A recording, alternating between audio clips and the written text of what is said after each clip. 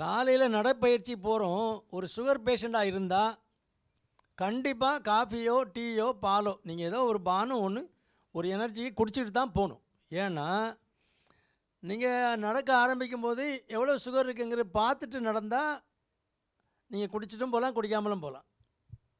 எப்படின்னா ஒரு நீங்கள் நடக்க ஆரம்பிக்க முதல்ல பார்க்குறீங்க, ப்ளட் சுகர் ஃபாஸ்டிங் பார்க்குறீங்க, 200 இருக்குது, குடிக்காமலே போகலாம், ஒன்றும் தப்பு இல்லை, லோ சுகர் ஆகாது. ஆனால் நீங்கள் நல்ல கண்ட்ரோலாக வச்சுருக்கீங்க, காலையில் எழுந்திருக்கும் போதே 100 தான் இருக்குது, நீங்கள் ஒன்றும் குடிக்காமல் போகிறீங்க, அங்கே போகும்போது என்ன ஆகும்? ப்ளட் அங்கே குளுக்கோஸ் வந்து யூட்டிலைஸ் ஆகும். அதானே எனர்ஜி, குளுக்கோஸில் தான் ஓடுது வண்டி.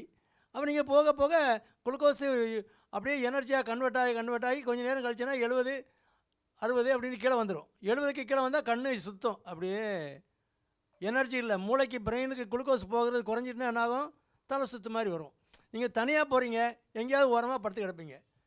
போகிற வாரம் என்ன சொல்லுவான்? காலங்காத்தால் அடிச்சுட்டு இப்படி படக்கானே, அது வீட்டில் வச்சு குடிச்சு தொலைக்க வேண்டியானே. காலங்காத்தாலே பாருங்கள் ரோட்டு ஓரமாக சுருண்டு கிடக்கான். அப்படின்னா நம்ம பாட்டில் போயிட்டே இருப்பானே தவிர ஒரு பை எல்லாம் வேலைக்கு போகிற அவசரத்தில் போயிட்டே இருப்பான். நீங்கள் லோ சுகரில் அங்கே தான் கிடப்பீங்க.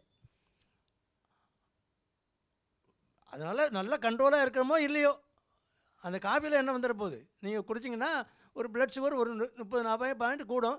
அது எனர்ஜியில் நீங்கள் நடக்கும்போது ஆட்டோமேட்டிக்காக கன்வெர்ட் ஆகி எனர்ஜியாக கன்வெர்ட் ஆகி போயிடும்.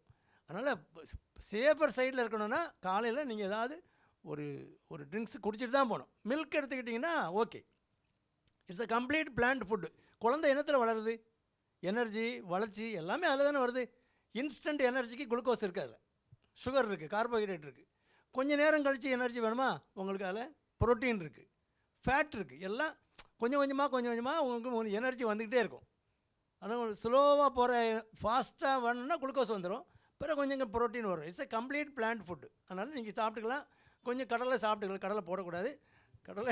கடலை சாப்பிட்டுட்டு கடலையோ ஏதோ பயிர் வகைகள் ஏதாவது சாப்பிட்டுட்டு இல்லைன்னா நட்ஸு சாப்பிட்டுக்கலாம். சாப்பிட்டுட்டு கொஞ்சம் பாலோ டீயோ காஃபியோ குடிச்சிக்கலாம். நீங்கள் காஃபி பிரியர்னா காஃபி குடிங்க, ஒன்றும் தப்பு இல்லை. காஃபியாக குடிக்கக்கூடாது, ஒரு காஃபி குடிச்சிக்கலாம்.